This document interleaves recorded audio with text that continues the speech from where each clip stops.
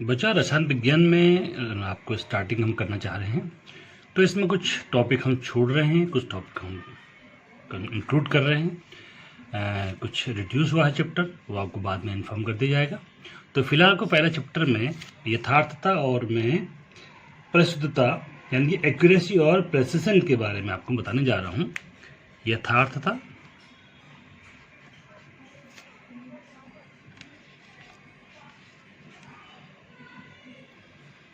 जिसे हम एक्यूरेसी बोलते हैं।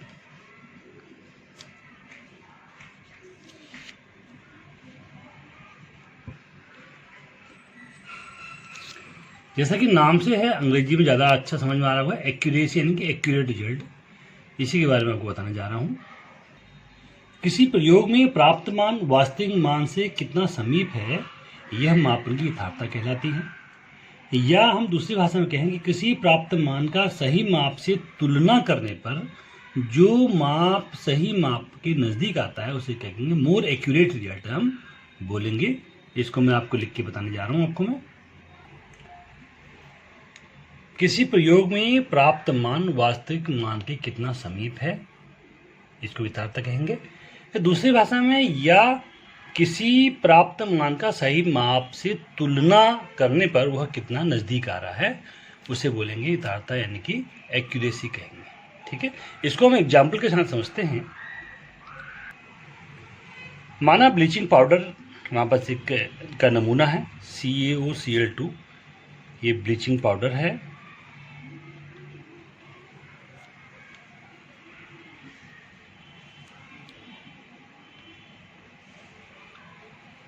इस ब्लीचिंग पाउडर में एक्यूरेट में हम कहें सही माना में 30.56% हमारा क्लोरीन है, ये हमें पता है, इतना % क्लोरीन है। अब दो अलग अलग प्रयोग हो रहे हैं। प्रयोग ए में इसमें क्लोरीन निकल रहा है 30.84% और बी में निकल रहा है 30.78%। ठीक है, यदि आप इसमें 30.5 से डिफरेंस यदि देखते हैं, 30.56 से डिफरेंस दोनों में आप देखते हैं, तो देखो आप देख लो, पहले में 0.28% का डिफरेंस आ रहा है, दूसरे में 0.22% का डिफरेंस आ रहा है। इसका मतलब क्या हुआ, ये ज़्यादा अधिक यथार्थ मान है। ये क्या है, अधिक यथार्थ है। यथार्थ शब्द लिखने में थोड़ा सा अटपटा लग रहा है, क्या करें, हिंदी साइंस की लैंग्वेज एक्चुअल में हुई नहीं, अंग्रेजी में ही बेस्ट साइंस समझी जाती है। तो मोर एक्यूरेट रिजल्ट हमारा क्या 30.78% है। ये हमारा यथार्थ एक्यूरेसी के हमारा क्या होगा, एक एग्जाम्पल होगी। यथार्थ एक्यूरेसी किसे कहते हैं, आप इसकी एग्जाम्पल समझ गए होंगे। तो हम एग्जाम्पल हम जितना देंगे उतना टाइम ज़्यादा हमारा लगेगा, इसलिए इस एग्जाम्पल हम समझता हूँ कि इस एग्जाम्पल से आप समझ गए होंगे कि एक्यूरेसी क्या होती है। अब मैं आपको प्रेसिजन यानी परिशुद्धता के बारे में बताने जा रहा हूँ। अब हम प्रेसिजन यानी परिशुद्धता के बारे में बात करेंगे। ठीक है, परिशुद्धता क्या होती है। अब माना कि किसी को हम कोई एक्सपेरिमेंट कर रहे हैं रसायन विज्ञान में। उस रसायन विज्ञान में हम क्या करते हैं, किसी पदार्थ का कोई वैल्यू निकालने के लिए जब हम एक्सपेरिमेंट लेते हैं तो एक से अधिक हम क्या करते हैं, आंकिक मान यानी कि जो उसका प्रेक्षण होता है, एक से अधिक प्रेक्षण होता है। तो अगर हमारे प्रेक्षण नज़दीक आ रहे हैं, जितने प्रेक्षण आ रहे हैं उनमें ज़्यादा डिफरेंस नहीं आ रहा है और उनका औसत भी हमारे लिए गए प्रेक्षणों के अकॉर्डिंग आ रहा है, तो हम क्या कहेंगे, परिशुद्ध मान है। ठीक है, पहले डेफिनेशन लिख लेते हैं, फिर आपको मैं एग्जाम्पल के थ्रू उसको समझाने की कोशिश करता हूँ। देखिए, एक राशि का मान ज्ञात करने में यदि हम उसी प्रयोग को बार बार क्या कर रहे हैं, हम रिपीट के दोहरा रहे हैं, तो जब करीब करीब एक जैसे मान ज्ञात होते हैं तो कहते हैं परिशुद्ध माप है, प्रेसिजन माप है। ठीक है, इसको मैं आपको एक एग्जाम्पल के जरिए ज़्यादा अच्छी तरह से समझाता हूँ, तो समझ में आपको आएगा। ये बात देख लीजिए, एक ही राशि का मान ज्ञात करने में उसी प्रयोग को बार बार दोहराने पर यदि करीब करीब एक से मान ज्ञात होते हैं, इसे कहते हैं परिशुद्ध यानी कि प्रेसिजन माप। आप देख रहे हो, एक एक्सपेरिमेंट एक में ए ने एक्सपेरिमेंट किया तो उसके 4 मान में लिए हैं किसी प्रयोग में, पहला आ रहा है 10.1572, 10.1568, 10.1570, 10.1574, तो आ रहा 10.1571 आ रहा है। ठीक है, तो दूसरा जो एक्सपेरिमेंट हो रहा है उसके रिजल्ट कुछ अलग आ रहे हैं हमारे। बी द्वारा जो रिजल्ट निकले हैं वो है 10.1568, 10.1566, 10.1562, 10.1566, इसका एवरेज 10.1565 आ रहा है। जो सी है इसके रिजल्ट, अगर सी का रिजल्ट है 10.1566, इसके बाद तीन आगे के सब रिजल्ट कांस्टेंट आ रहे हैं। तो ये जो सी द्वारा लिया गया मान है ये ज़्यादा परिशुद्ध, इसको प्रेसिशन या परिशुद्ध माप कहेंगे। तो वही चीज़ हमारी हो गई, यदि हम किसी एक राशि का मान ज्ञात करने में प्रयोग को बार बार दोहराते हैं और करीब एक जैसे मान ज्ञात होते हैं, आप देख रहे हैं यहाँ पर एक जैसे मान, यहाँ पर लगभग एक जैसे मान ज्ञात हो रहे हैं, तो इसे क्या कहेंगे, परिशुद्ध माप कहेंगे, इसे हम प्रेसिशन माप कहेंगे। समझ में आएगा ना? तो ये हमारा हो गया, ठीक हो गया। तो आपको परिशुद्धता समझ में आ गई। अभी हम रसायन विज्ञान में एक्सपेरिमेंट करेंगे तो हाँ कुछ आपको इसका बहुत ज़्यादा प्रयोग होगा कि परिशुद्ध माप क्या होती है, उसी को हम फाइनल करते हैं किसी एक्सपेरिमेंट में। बच्चों, आपको सार्थक अंक बहुत इंपॉर्टेंट टॉपिक है, सार्थक अंक, इसके बारे में बता रहा हूँ। सार्थक अंक होते क्या हैं, किसी भी मापी गई कोई भी राशि है उसमें अंकों की जो कुल संख्या होती है उसे कहते हैं सार्थक अंक, या दूसरी भाषा में वे अर्थपूर्ण अंक जिनके द्वारा निश्चित अंक को अंतिम अंक के रूप में लिखा जाता है सार्थक अंक कहलाते हैं। इसको मैं अब लिख रहा हूँ, फिर आप फिर दोबारा समझाऊँ। इसको समझने मैंने बताया था अभी आपको, मापी गई राशि में अंकों की कुल संख्या या वे अर्थपूर्ण अंक जिनके द्वारा निश्चितता अंक को अंतिम अंक के रूप में लिखा जाता है सार्थक अंक कहलाते हैं। ये सार्थक अंक विश्वसनीयता सूचित करते हैं। जिस ली गई राशि में, चाहे भौतिक राशि हो चाहे रासायनिक राशि हो, जितने अधिक सार्थक अंक होंगे वह जो है उतना ही अधिक क्या होगा, विश्वसनीय अंक माना जाएगा, उतना ही अधिक शुद्ध माना जाएगा, उसकी शुद्धता उतनी ही ज़्यादा मानी जाएगी। यानी सार्थक अंक से हम किसी अंक की जो एक्यूरेसी है, कितना ज़्यादा एक्यूरेट रिजल्ट हम ले सकते हैं, इसको हम समझ सकते हैं।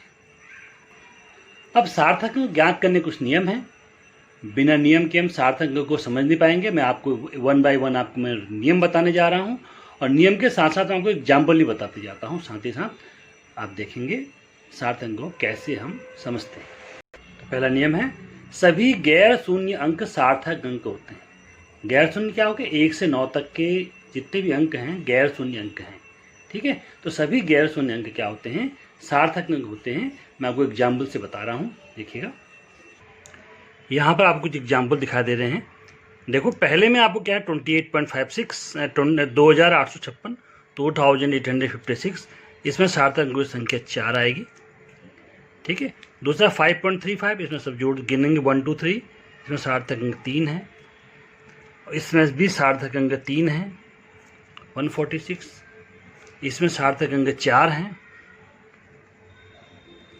ठीक है, और इसमें सार्थक अंक 6 आएंगे, 216.456,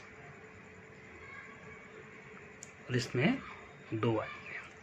तो सार्थक हम ऐसे समझेंगे। ठीक है, तो आसान है, इसमें कोई दिक्कत नहीं आनी चाहिए आपको समझने में। देख लीजिए एक बार इनको गौर से, इसको नोट कर सकते, नोट करते रहिए, आपके आप पर डिपेंड करता है। कॉपी आपकी देखूंगा फिर खुलेगी तो।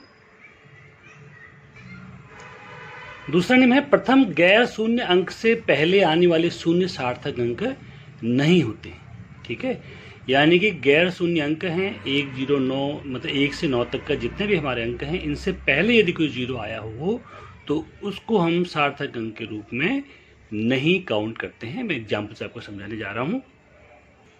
देखो 4 एग्जाम्पल मैंने यहाँ पर लिया है, 0.03, 0.0052, 0.56, 0.00312। तो जितने भी आपको ये जो हमारे गैर शून्य अंक दिखाई दे रहे हैं, 3 से पहले जितने 0 हैं, या 0.52 से पहले जितने 0 हैं, या 56 से पहले जो 0 और 312 से पहले जितने 0 हैं, इनको हम सार्थक अंक काउंट नहीं करेंगे। तो सीधी सी बात है, इसमें सार्थक अंक 1 हो जाएगा, इसमें 2 हो जाएगा, इसमें 2 हो जाएगा और इसमें 3 हो जाएगा। इसको मैं लिख के बता रहा हूँ आपको। मैं देखो पहले में 1 सार्थक, दूसरे में 2, तीसरे में भी 2 और चौथा जो एग्जाम्पल 0.00312, इसमें सार्थक अंक कितने होंगे? 3 होंगे। तो 2 नियम आपको समझ में आ गए सार्थक अंक से रिगार्डिंग। तीसरा आपको नियम बताने जा रहा हूँ। इसमें गौर करने वाली बात यह है कि जो आपको शून्य दिखा रहे हैं, ये शून्य केवल दशमलव की स्थिति को व्यक्त करने के लिए हैं और कुछ नहीं। ये सार्थक नहीं, इसलिए इसको हम काउंट में नहीं ले रहे हैं। देखिए तीसरा नियम है 2 गैर शून्य अंकों के मध्य स्थित शून्य अंक सार्थक अंक होते हैं। यानी कि शून्य अंकों, अब तक हम क्या कर रहे थे यहाँ पर, पहले वाले केस में शून्य अंक थे ही नहीं, दूसरे वाले केस शून्य अंकों को सार्थक अंक काउंट नहीं कर रहे थे। लेकिन तीसरे वाला जो नियम है, इसमें हम शून्य अंक को सार्थक अंक के रूप में काउंट कर रहे हैं। लेकिन शर्त यह है कि शून्य अंक 2 गैर शून्य अंकों के बीच होना चाहिए। ठीक है, तो एग्जाम्पल में बता रहा हूँ, एग्जाम्पल के जरिए हम समझेंगे। देखो यहाँ पर एग्जाम्पल में दिया है 2.005, इसमें सार्थक अंक 4 होंगे। 6.08 में सार्थक अंक 3 होंगे। इसमें जीरो काउंट कर रहे हैं, 2 गैर शून्य के बीच का जीरो हम काउंट कर रहे हैं। 5.032 में 4 होंगे। 1.007 में भी 4 होंगे और 15.026 में 5 सार्थक अंक होंगे। इसको मैं जैसे मैं बताया उसे लिख रहा हूँ। देखिए, तो ये हमारा रिजल्ट आ गए 4, 3, 4, 4 और 5। ठीक है, गौर से देख लीजिए इनको। ये हमारा नियम नंबर 3 की एग्जाम्पल होगा। अब रूल नंबर 4 सर क्या कहता है? दशमलव के दाईं ओर स्थित शून्य अंक सार्थक अंक होते हैं। चाहे उसके बाद गैर शून्य अंक न हो, उसकी हमें आवश्यकता नहीं है। लेकिन दशमलव के दाईं ओर जितने भी शून्य अंक होंगे उन्हें क्या कहेंगे? हम सार्थक अंक के अंदर काउंट करेंगे। देखिए एग्जाम्पल, ज़्यादा अच्छा समझ में आएगा आपको। देखो इसके एग्जाम्पल में 6 एग्जाम्पल लिखे हैं मैंने। तो आपको जो पहला दिख रहा है, इसमें शून्य सार्थक अंक 3, यानी इधर वाला जीरो काउंट नहीं होगा, लेकिन दाईं ओर का जीरो हम काउंट करेंगे। 3 सार्थक अंक, इसमें भी 3 सार्थक अंक। इसमें ये वाला जीरो काउंट नहीं होगा, लेकिन इधर के सारे जीरो काउंट होंगे। 4 सार्थक अंक, इसमें हमारे भी 4 सार्थक अंक हैं। इसमें सार्थक अंक की संख्या कितनी हो गई? 5 हो जाएगी। इसमें देखो इधर वाला जीरो काउंट नहीं होगा, लेकिन इधर वाला जीरो काउंट होंगे। 1, 2, 3, 4 4 सार्थक अंक इसमें होंगे। तो इस तरीके के सार्थक अंक हम करने क्या कहा कि दशमलव के दाईं ओर स्थित जितने भी हमारे शून्य अंक हैं वे सार्थक अंक होते हैं। ठीक हो गया? इसको मैं अब रिजल्ट इनका लिख रहा हूँ। देखो पहले में 3, दूसरे में 3, इसमें भी 3 आ गए, इसमें 4 आ गया, इसमें भी 4 आ गया सार्थक अंक, इसमें 5 और इसमें 4 सार्थक अंक है। तो ये हमारे हो गए। इसमें सोचे आपको सारे के नियम, सभी नियम एक बार और आप देख लीजिए दोबारा। पहला, सभी गैर शून्य अंक सार्थक अंक होते हैं, आप एग्जाम्पल देख रहे हैं। दूसरा, प्रथम गैर शून्य से पहले आने वाले शून्य सार्थक अंक नहीं होते, उसका एग्जाम्पल आपको देख लिया आपने।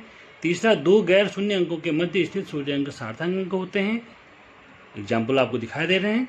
और दशमलव के दाईं ओर स्थित शून्य अंक सार्थक अंक होते हैं। तो लास्ट अभी जो 2 हमने काउंट किया उसमें हम शून्य को सार्थक अंक ले रहे हैं, लेकिन उसकी कंडीशन है वो आप देख लें कैसी कंडीशन। ठीक है, 5वां नियम काउंट ले रहे हैं। 5वां नियम देखो आप, जब जहाँ कहीं वस्तु की गिनती आएगी, जैसे 2 पेंसिल, 15 सेब, 12 केले आदि यदि कुछ ऐसा आ गया है ना, उसमें सार्थक अंकों की संख्या अनंत होती है।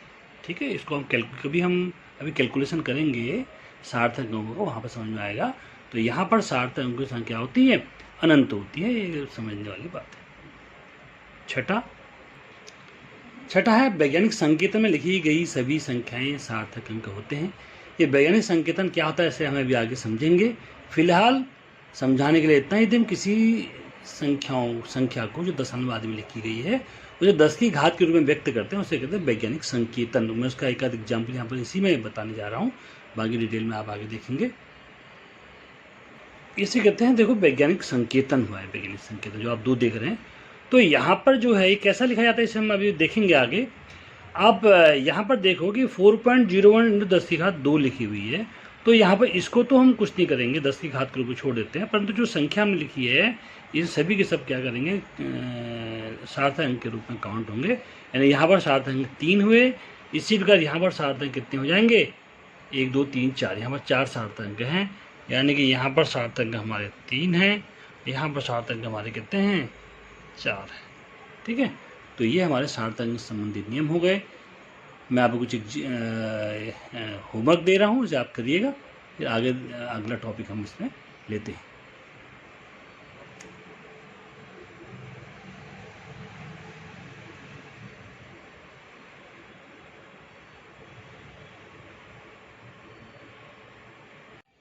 या कुछ प्रैक्टिस आपको मैंने आपके लिए दिया है, इसे आप करेंगे। निम्नलिखित में सार्थक अंक की संख्या ज्ञात करो।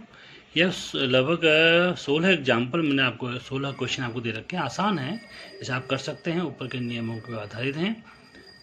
आप ढंग से देख लीजिए इसको, इसका स्क्रीनशॉट ले लें, उस पर आराम से इसे करें, आराम से आप कर सकते हैं। इसके अपनी कॉपी में स्टार्ट करके अपना काम अपना शुरू करते हैं। ठीक हो गया? तो ये आपका टॉपिक हो गया सार्थक अंक। अब मैं अगला टॉपिक लूँगा बच्चों में। अब वैज्ञानिक संकेतन अगला टॉपिक है। वैज्ञानिक संकेतन, साइंटिफिक नोटेशन क्या चीज़ होती है? अभी हमने सार्थक अंक में देखा था कि वैज्ञानिक संकेतन में जो संख्याएं प्रयुक्त होती हैं उन सबको हम सार्थक अंक के रूप में लेते हैं। तो बात ये उठती है कि वैज्ञानिक संकेतन क्या होता है? तो वैज्ञानिक संकेतन ये एक पद्धति है, इसमें किसी संख्या को 1 और 10 के मध्य की संख्या के रूप में लिखते हैं और बाकी को 10 की किसी घात से गुणा के रूप में, 10 की घात के गुणन के रूप में व्यक्त करते हैं। इसे वैज्ञानिक संकेतन होता है। 10 की घात पॉजिटिव भी हो सकती है और नेगेटिव भी हो सकती है। ठीक है, इसको कैसे होती है इसको हम देखते हैं। पहले डेफिनेशन देखते हैं कि वर्ड क्या है वैज्ञानिक संकेतन, साइंटिफिक नोटेशन क्या होता है। देखिए, किसी संख्या को 1 और 10 के मध्य रखकर संख्या को 10 की किसी घात से गुणा के रूप में व्यक्त करना वैज्ञानिक संकेतन कहलाता है। इसको मैं अभी आपको समझा चुका हूँ, एग्जाम्पल के रूप में लेते हैं। देखिए एग्जाम्पल,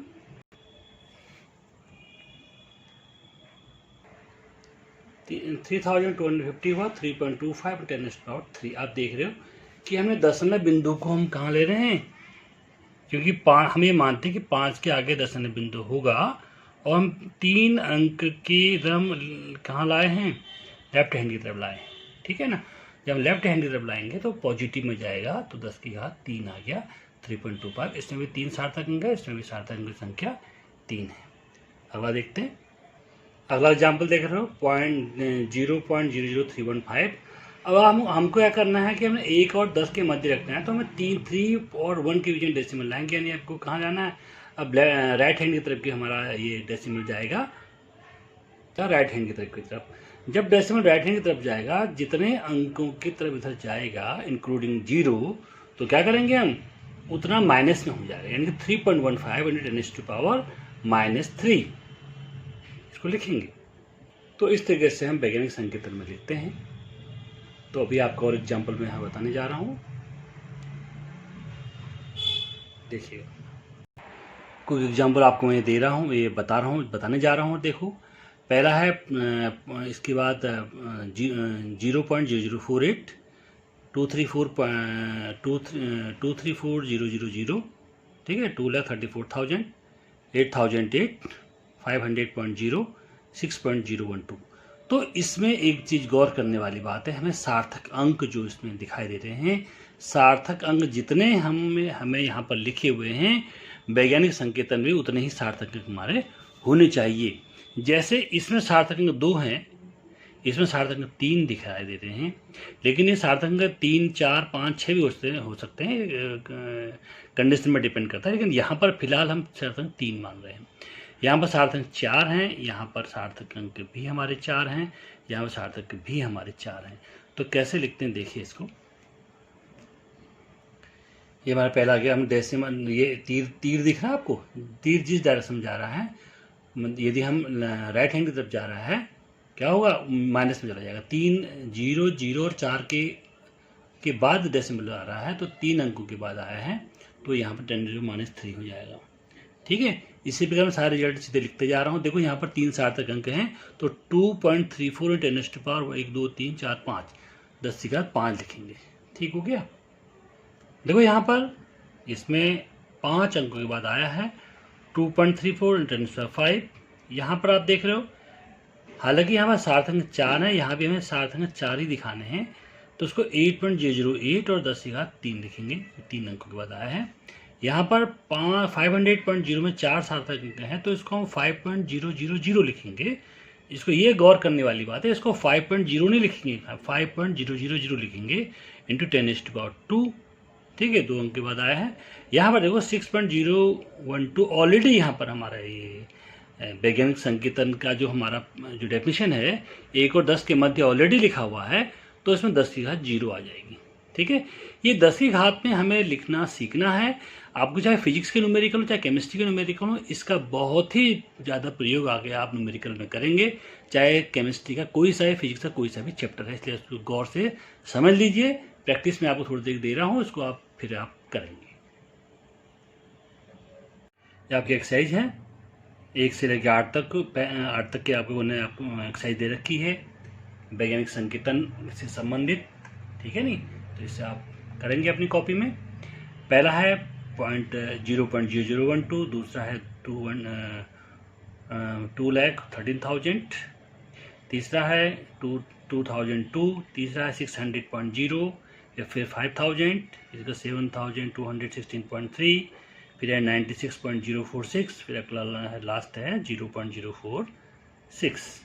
तो इसमें सार्थक अंक को ध्यान रखते हुए इसको वैज्ञानिक संकेतन में लिखना है, ऐसे अपनी कॉपी में करना है। एक बार आप रिपीट कर लीजिए, देखिए कैसा है इसमें नियम।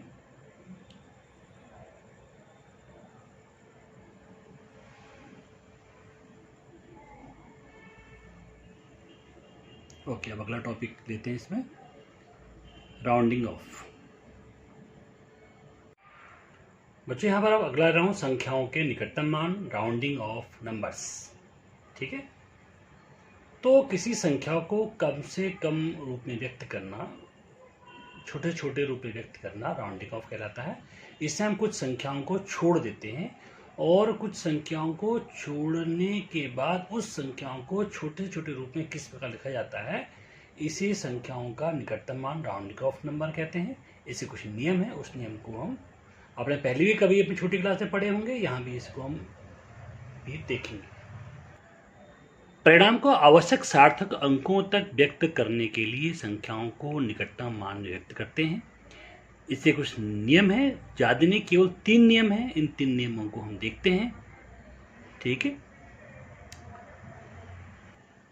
यदि दाईं ओर वाला अंक जिसे हम हटाना चाह रहे हैं 5 से अधिक है, तो उससे पहले के अंक जिसको हमें रखना है उसमें हम क्या कर देंगे, एक जोड़ देंगे। जैसे एग्जाम्पल से समझते हैं, जैसे यह है 2.568, हमने 3 सार्थक अंकों में यदि इसे व्यक्त करना है, क्योंकि सार्थक अंक 4 है, तो क्या करेंगे, लास्ट वाला इसे क्या करेंगे, मैं हटाएंगे। ठीक है, इसे हटाएंगे क्योंकि 5 से ज़्यादा है, तो क्या हो जाएगा, 2.57 हो जाएगा। ये हो जाएगा हमारा 2.57। तो 3 सार्थक अंकों में हम इसको ऐसे लिखेंगे। 2.568 का कन्वर्जन 3 सार्थक अंकों में 2.57 है, क्योंकि हमने 8 हटाया है। ये 8 चूंकि 5 से अधिक है, इसलिए हम क्या करेंगे, इसको 6 को 7 कर देंगे। यदि अब ये 5 से कम होता है, तो अगला नियम है, यदि 5 से कम है तो क्या करेंगे, इसको हम कुछ नहीं करेंगे। माना यह 4 है, 2.564 है, यदि हम इसे हटाएंगे तो 2.56 से हमें लिखेंगे 7 नहीं लिखेंगे। अगला नियम यही मैं लिखना चाह रहा हूँ, देखिएगा। रूल नंबर 2 देखो, ये दाईं ओर वाला अंक जिसे हटाना हो 5 से कम होता है, तो उससे पहले के अंक में कोई परिवर्तन नहीं करते हैं। जैसे 2.564 है तो 2.56 ही रहेगा। इसको हम ऐसे। अब तीसरा नियम इंपॉर्टेंट है, ये तो आपने पहले भी देखा होगा, लेकिन तीसरा नियम हो सकता है आपने छोटी क्लास में नहीं देखा, उसका यूज नहीं किया हो। देखते हैं तीसरा नियम क्या है। यदि दाईं ओर वाला अंक जिसे हटाना हो 5 है, पहले वाली कंडीशन है 5 से अधिक, दूसरी कंडीशन है 5 से कम, तीसरा वाला है 5, न 5 से अधिक न 5 से कम। दाईं ओर वाला अंक जिसे हटाना हो 5 है, तो पहले वाला अंक यदि सम होगा तो उसे नहीं बदलेगा, परंतु विषम होगा तो 1 की वृद्धि हो जाएगी। जिसे हम एग्जाम्पल से ज़्यादा क्लियर हम कर पाएंगे। आप देख रहे हैं, पहला 5.35, दूसरा 5.85। देखो ये 5 है, इससे पहले विषम है तो 5.4 हो जाएगा, इससे पहले वाला सम है तो 5.8 का 8 ही रहेगा। ठीक है, तो ये हो जाएगा 5.3 ने 5.4, ये हो जाएगा 5.8। ठीक है, तो इस तरीके से हम निकटतम मान को रखते हैं, राउंडिंग ऑफ करते हैं। राउंडिंग ऑफ करने बहुत आसान है, ज़्यादा टफ नहीं है। बस 5 से अधिक है तो 1 बढ़ेगा, 5 से कम है तो कोई परिवर्तन नहीं होगा। इसी प्रकार यदि एग्जैक्ट 5 है जिसे हटाना है, उससे पहले वाले अंक में बढ़ोतरी तब होगी जब विषम होगा, और सम होने कंडीशन में कोई परिवर्तन नहीं होगा। कुछ इसके भी एग्जाम्पल मैं आपको दे रहा हूँ, इसे आप करेंगे एक्सरसाइज के तौर पे। अला निम्न को 3 सार्थक अंकों तक निकट कीजिए, एक एग्जाम्पल है। इसमें सार्थक अंक के पहले कितने हैं इसको आप लिखेंगे, उसके बाद 3 सार्थक अंकों तक इसको रिड्यूस करना है, जिसमें आप ये निकटतम मान वाले जो आपको नियम बताए हैं इनका प्रयोग करेंगे। इनको देखते हुए आप जो है क्या करेंगे, इसे सॉल्व करेंगे। ठीक है, तो टॉपिक हमारा 3-4 राउंड मैंने इस वीडियो में ले लिया है। अगले राउंड में मैं इनके कैलकुलेशन वगैरह लूँगा जिसमें इनका भी प्रयोग होगा, इसलिए मैंने सारे मेन जो बेसिक है इसमें ले लिया है, और इसका जो प्रयोग है, एप्लीकेशन है, अगले वीडियो में आपको मैं बताऊँगा। ओके।